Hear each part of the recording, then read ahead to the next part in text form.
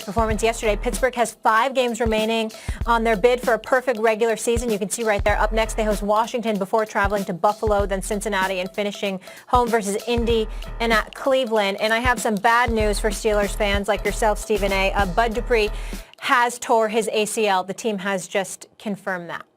Max, I want to start with you here, though. Are you confident that the Steelers will have a perfect regular season after that narrow win against the Ravens, who didn't have many of their starters? No, I wouldn't put it like that. I wouldn't put it as I'm confident they will go undefeated, but I think their odds just went up, not just because they got a game closer, but because, and the Dupree thing stinks. I mean, like, you want to get out of there without a defender, losing him for the season. That hurts the Steelers. But if that were going to happen anyway, right? Like, if you're good, that's just a fact. Let's table that for a second.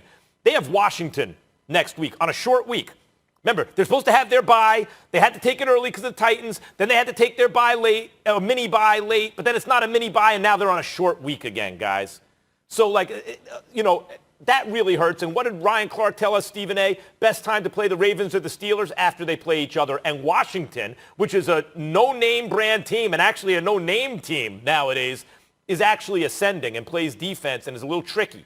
So that would be a trap game. That would be a tough game otherwise. But, Stephen A., the fact that they won so sloppy and that coach is coming out here basically saying you almost could look at this like a loss sort of, right? Like that's the kind of message he's sending, actually helps the Steelers, who have a tough part of their schedule coming up with the Bills and the Colts and the Browns. I think their odds just went up that they go undefeated.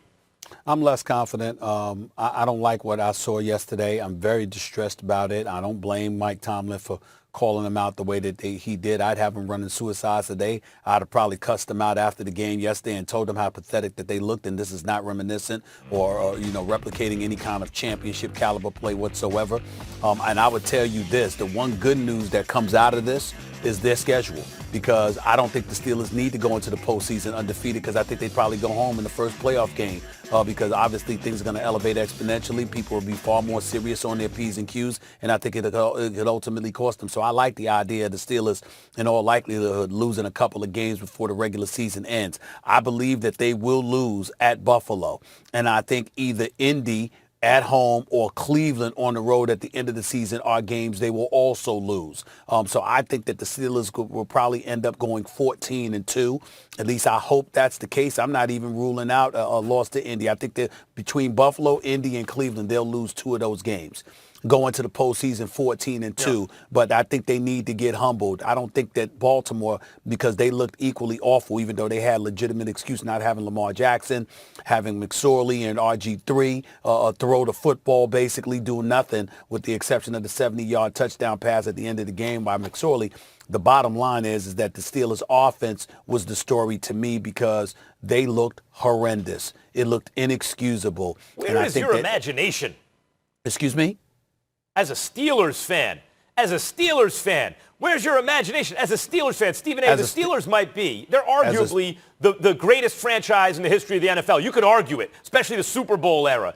And that franchise, I haven't had a Super Bowl since 2008, Max. In a year where we need something interesting, some good news, Stephen A., they have a chance. It's an outside chance, but they're still undefeated this late in the season. Well, you have to be rooting for that. Max mediocre. You know how you are. I mean, give a dog a bone every now and then. You perfectly good with that. I need more, Max Kellerman. I need more. All right? Damn it, it's been since 2008 that they won a chip. They lost the Super Bowl in 2010. It's been more than a decade. I want a damn Super Bowl, okay? And I want them to be able to compete with Patrick Mahomes. That is where I stand. On the punt return, whether it's Big Ben fumbling or throwing an interception, or whether it's getting beat on a long play from Hollywood Brown, cutting back against the grain, all of those sort of different things, whether it was RG3 scampering, whether it's the receiver Johnson dropping a number of passes, he plays receiver. You got to catch the ball, bruh.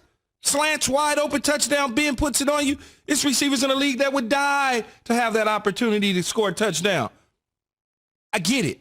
That's why I say they've got to clean this stuff up. They've got to show me something if they plan on playing Kansas City, whether it's in Pittsburgh or Kansas City or neutral site. To beat Kansas City, they've got to clean that up. Because whatever that was last night, if they take that to Kansas City when they play Kansas City, because I believe they will possibly be playing, they're going to get run out the building. And I think Mike Tomlin knows that. That's why he's so passionate about, communicating and letting everyone know that my team's not very good. We didn't show anything last night. Not one thing in that game I walked away from saying, man, they're going to get Kansas City a run for their money. Not one thing. And I understand, T.J. Watt was covering Hollywood Brown on a wheel route out of the backfield. Man, Hollywood Brown was 4 yards in front of T.J. T.J. was grabbing for dear life. It just so happened Robert Griffith III threw a ball that looked like he was throwing from the outfield in baseball to third base on a straight line drive. Patrick Mahomes is not missing that throw to Tyreek Hill. And so you've got to clean those little bitty things up, and Mike T certainly knows that. Not going to fool me on this one. This game yesterday was an anomaly to me, Key. The Steelers, as I understand the internal perspective from Mike Tomlin and your perspective, right? Because you're thinking about the Chiefs. How do we win the whole thing? The reality is this team hasn't played since November 22nd, right? A lot of their stuff has been in flux. And I can understand James Conner not being there, having the anxiety of, are we going to play today? Are we going to play tomorrow? It just looked like they were out of sync. And I understand there's things for them to work on, but that has to play into it a little bit. We still are talking about a team that is 11-0, correct? An undefeated team. Now, they've blown only 3 teams out this year. Only 3 teams out this year. Every other game has been somewhat close, and I understand how that can be used against them in the argument, but I also can make the other argument by saying this team knows how to win ugly.